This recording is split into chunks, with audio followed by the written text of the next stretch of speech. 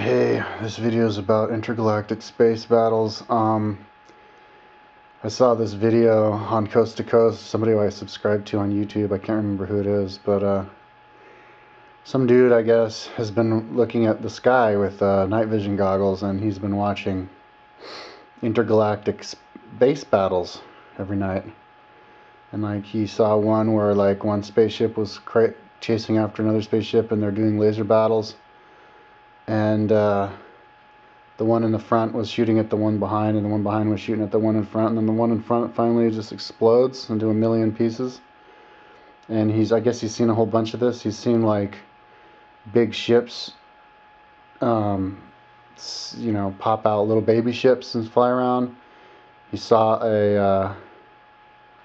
a triangle ship with lights around the edge of it fly, and then it would change direction, and the other side would lead. So it would be like, and then it would be like that, without turning. It didn't have like a front to it. And he says there's like oval shaped ones that look like silver footballs.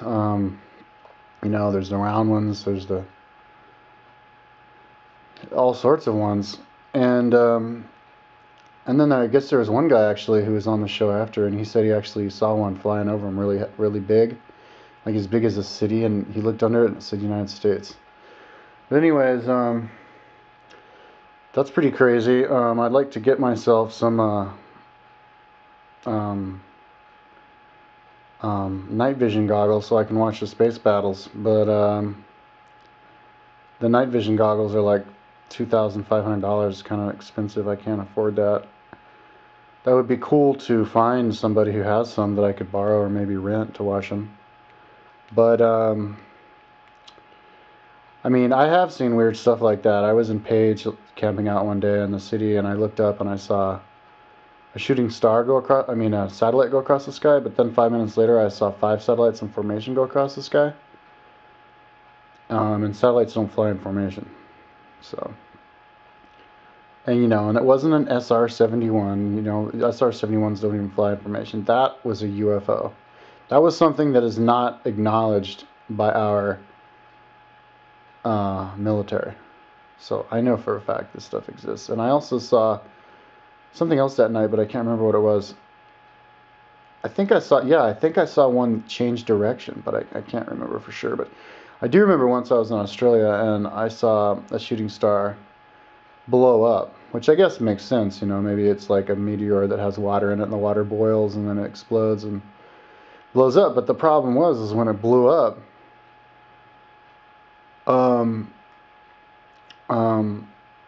the little parts it blew up into were zigzagging. I swear to God, they were all zigzagging. So like, what's that? That doesn't make any sense. And I remember when I saw it, I was like, holy shit.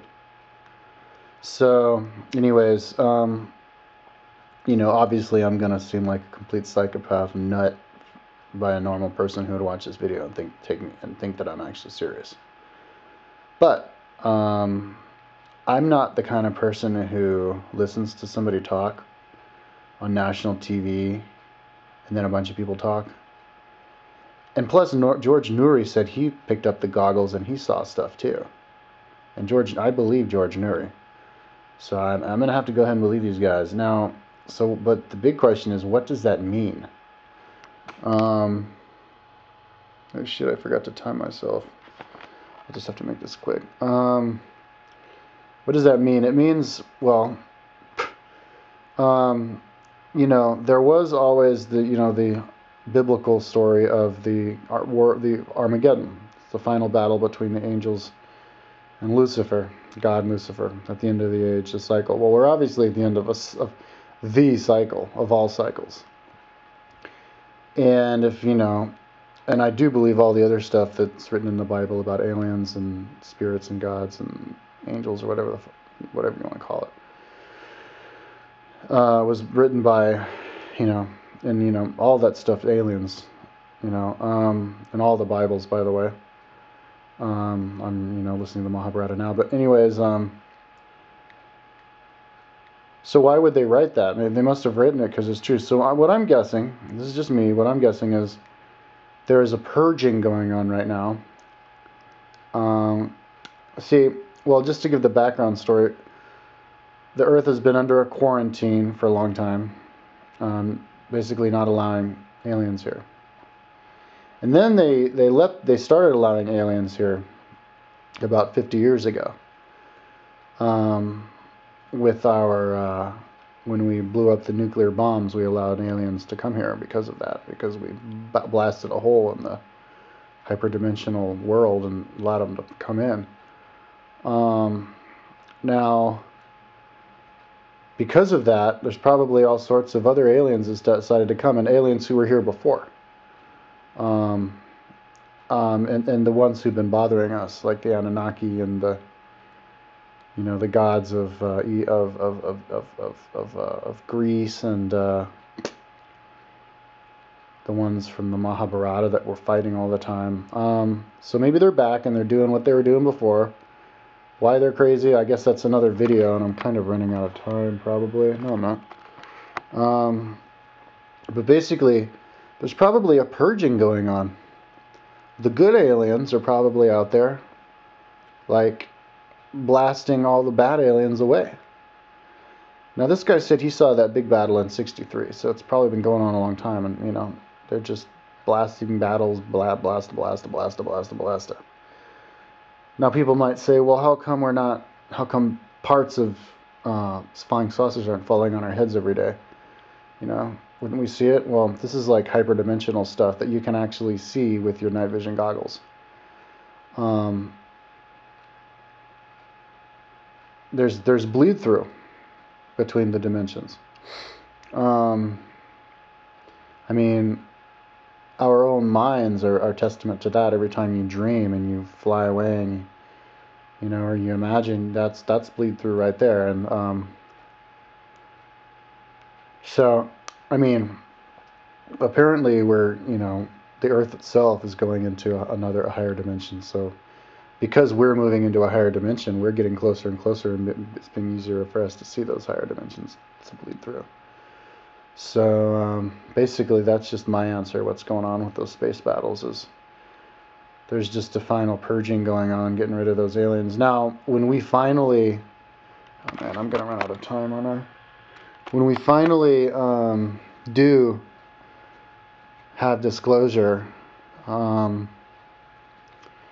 we will definitely, I think, witness some of that ourselves, just because we will meet some of these fucked up aliens, and we'll see what's going to happen to them.